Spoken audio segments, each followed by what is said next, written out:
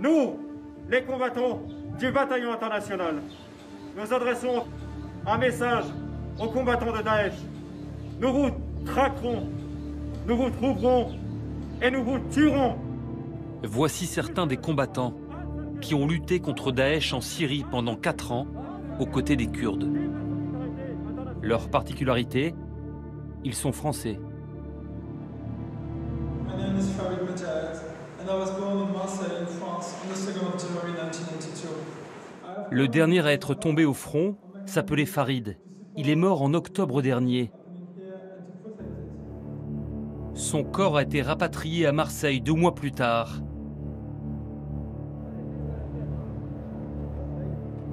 Ce 8 décembre 2018, ce sont ses frères d'armes qui portent le cercueil.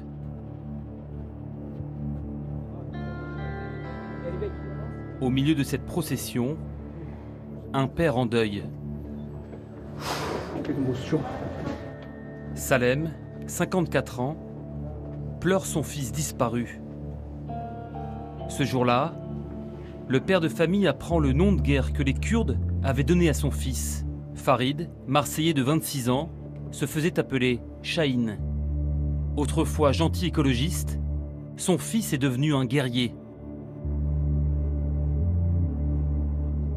Un engagement radical que le père de Farid est bien obligé d'accepter, sous les applaudissements de la communauté kurde.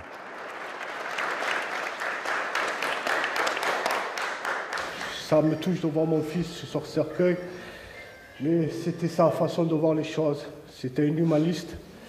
Il n'était pas fait pour faire la guerre, il n'avait pas cette culture de militaire, c'était un écologiste, c'était un pacifiste. Et voilà, il ne pouvait pas dormir comme ça, il avait une conscience. Mon fils, il est parti un homme et moi je le vois toujours un bébé. Voilà. Et je remercie. Quelques mots d'amour paternel et la douleur des frères d'armes de Farid. Ils ont passé 5 mois avec lui sur le front.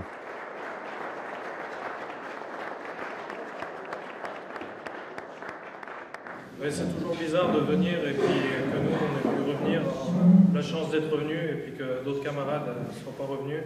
On se demande toujours pourquoi, si c'est le hasard, si c'est une volonté de Dieu. On n'est jamais prêt quand un camarade part. On le voyait déjà comme le commandant des unités internationales chez Chahine. Qui sont ces Français qui vont tuer à plus de 4000 km de chez eux? Certains n'ont pas 20 ans, comme Ravachol, un sniper si efficace que sa tête est mise à prix par Daesh. Bon, j'ai commencé à m'intéresser à la question kurde, j'avais 17 ans. J'étais passionné de géopolitique, de géostratégie, et j'étais surtout intéressé par le cas de Daesh. Des Parisiens, des indépendantistes bretons.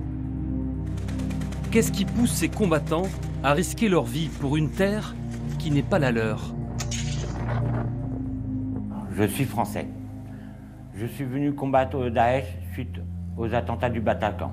Sur le front, il y a des cadavres, pas partout, mais on en voit beaucoup. On en voit beaucoup, donc moi, même si ça me fait du mal, j'essaie de me dire que c'est normal.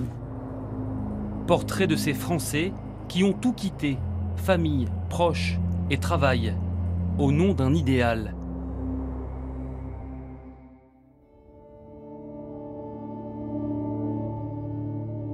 Quelque part dans le nord-est de la Syrie, nous avons rendez-vous avec des combattants des YPG, un mouvement armé qui défend le peuple kurde. Voici ce qu'ils appellent l'Académie militaire des brigades internationales. C'est ici que Farid le Marseillais a commencé son instruction militaire. Tous les étrangers qui se portent volontaires doivent ici apprendre les fondamentaux de notre culture, de notre mouvement et du combat. Ces fondamentaux, les volontaires les apprennent sur les bancs de cette école. Car les candidats qui viennent ici ont pour devoir de défendre le territoire du Rojava.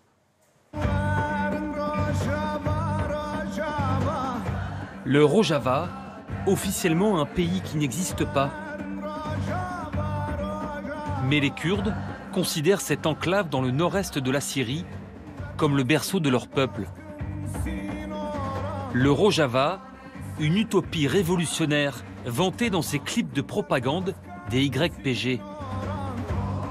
Égalité entre hommes et femmes, tolérance religieuse, démocratie directe et redistribution des richesses. Avant d'arriver ici, les candidats français ont tous été sélectionnés sur Internet. Pourquoi les Français viennent défendre la cause kurde alors que ce n'est pas la leur?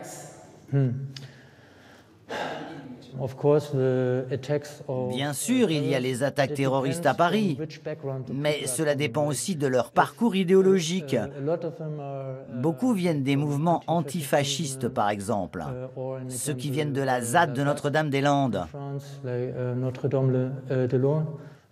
Par exemple, il y a des anarchistes, des communistes et des socialistes. Une armée d'idéalistes, mais qui s'est révélée utile pendant la guerre. Farid et d'autres soldats avaient pour mission de guider les bombardements de la coalition anti-Daesh depuis le terrain, via un iPad.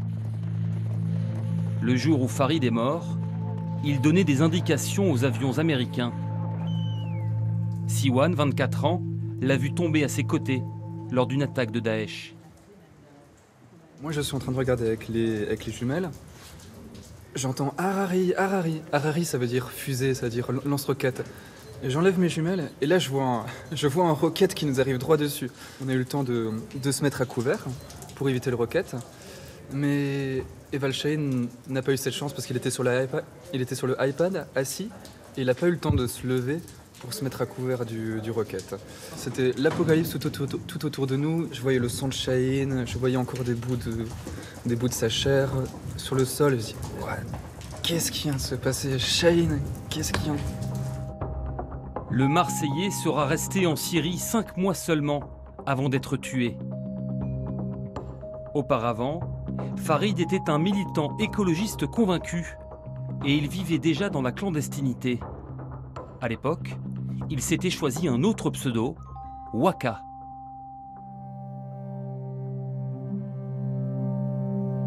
Bienvenue dans la forêt de Hambar, à l'ouest de l'Allemagne, là où Farid s'est construit une identité de rebelle, façon Robin des Bois. Une ZAD, une zone à défendre pour les écologistes radicaux qui bloquent l'agrandissement d'une mine voisine. Bonjour. Bonjour. Ici, la cagoule est obligatoire. Pas question d'afficher son visage, de peur d'être identifié par la police. Il y a une caméra ici. Le mieux, c'est que tu baisses ta caméra quand les gens vont venir.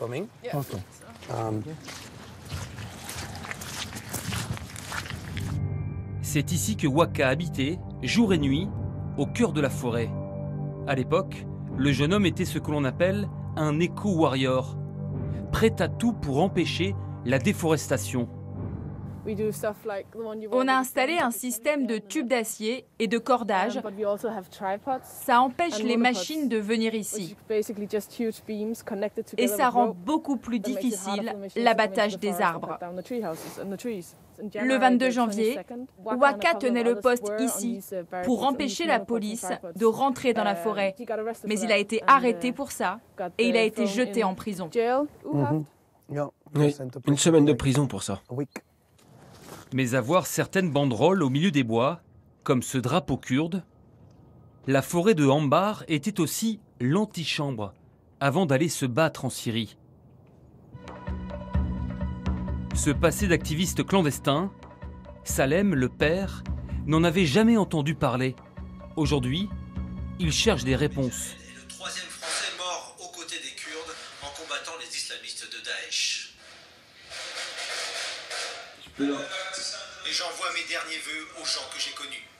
Je ne connais pas l'homme qu'il est devenu. Je l'ai laissé enfant, je l'ai laissé étudiant à 20 ans. Mais voilà, j'ai besoin de savoir la motivation et l'homme qu'il est devenu. Salem traque le moindre petit détail qui aurait pu lui mettre la puce à l'oreille. Car Farid, comme la plupart des Français partis rejoindre les Kurdes, a caché son projet à sa famille et ses proches. Dans sa dernière lettre, le jeune enseignant ment sur sa destination. Salut à tous. J'ai beaucoup appris et pourrais être amené à m'impliquer de nouveau dans différentes campagnes politiques comme un activiste anarchiste. Là, je pars pour un moment vivre en Iran, travailler dans une école comme enseignant de langue anglais et français. Je préférais que vous ne partagez pas trop la nouvelle. Il ne prenait pas les risques, c'était un pacifique, il n'aimait pas la violence, il défendait la cause animale.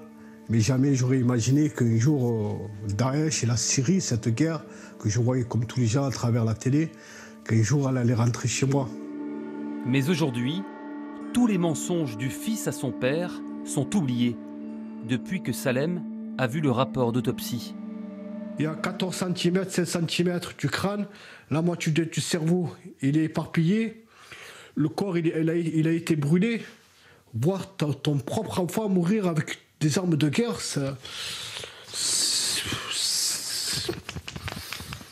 j'étais peiné, j'avais cette haine, la haine de venger mon fils contre ces barbares de Daesh. Pour comprendre l'engagement de son fils, le père de famille part à Lyon. Il va y rencontrer d'autres combattants français du YPG.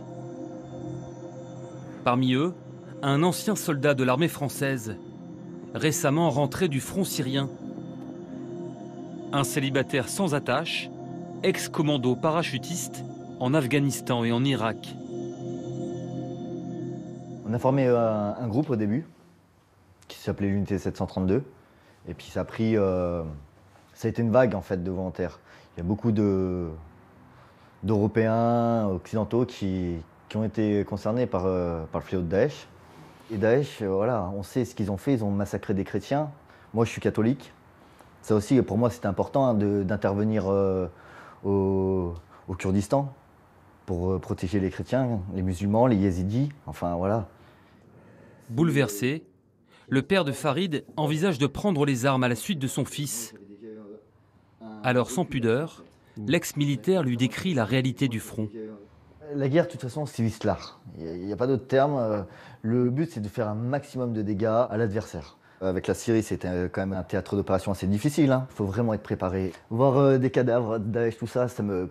Enfin, encore aujourd'hui, je me lève le matin, ça me fait rien, quoi. Mais pourquoi les gens comme mon fils, que c'est des écologistes, il a pas cette... Pourquoi ils se retrouvent en Syrie Parce que des fois, pourquoi par rapport à quoi? Des fois, on ne peut pas régler les problèmes pacifiquement. Des fois, on est obligé de faire usage de la force. La barbarie de Daesh, ça a touché les révolutionnaires comme ça a touché les militaires. Ça a eu un impact énorme. Farid, il était entier, c'est ça qui... Enfin voilà, c'est pour ça qu'il s'est battu pour une cause qui est noble. Surtout, pour moi, c'est... Il y a ça, c'est pour ça qu'il il avait de l'empathie. Parce qu'il n'avait pas le choix. Il existe un autre frère d'armes qui partage le deuil du père de Farid. Son nom de guerre est connu de tous les militants d'extrême gauche. Un anarchiste français du 19e siècle. Je m'appelle Ravachol, je suis un militant français anarcho-syndicaliste. J'ai combattu au sein des YPG en Syrie contre l'État islamique. Et j'ai passé 8 mois là-bas. Un jeune homme de 19 ans qui vit en banlieue parisienne. Un libertaire engagé dès le lycée, parti faire la guerre. Sa seule passion, la révolution, plus particulièrement au Rojava. Ce sont des idées qui se rapprochent beaucoup de l'extrême gauche, qui défendent des principes de démocratie directe, de féminisme radical, d'écologie radicale et de collectivisme, de partage de richesses. Ce n'est pas un hasard si Ravachol s'est tatoué une Kalachnikov sur le bras. Sa mission, comme on le voit ici sur le front syrien, neutraliser le plus grand nombre d'ennemis de l'État islamique, avec une arme de précision redoutable, le Dragonov, qui permet de tuer l'adversaire à 1000 mètres de distance.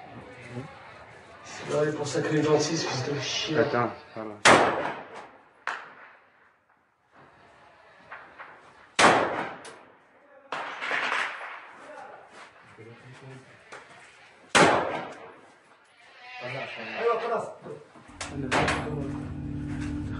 Ravachol, une recrue indispensable pour les Kurdes qui manquerait cruellement de snipers face aux hommes en noir de Daesh.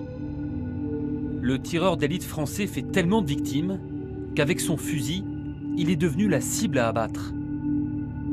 Pour avoir eu l'audace de s'être vanté dans la presse de ses exploits, l'État islamique a mis sa tête à prix. Donc ça, c'est un poster de recherche que l'État islamique a fait à mon encontre, qui incite à me retrouver et à me faire la peau. Sur le coup, j'étais un peu affolé quand on m'a appris la nouvelle, mais au jour d'aujourd'hui, ça me fait ni chaud ni froid, voire je suis un peu content de moi. Bref, un tueur de sang-froid d'à peine 20 ans.